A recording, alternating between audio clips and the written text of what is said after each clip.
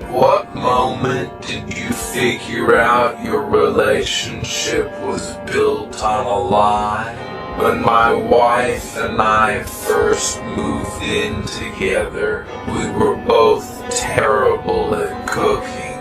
One night, I made spaghetti, and she said it was the best she ever had.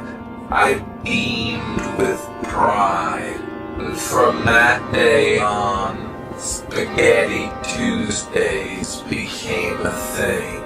Every Tuesday, no matter what, I'd make that same spaghetti, and she'd rave about it.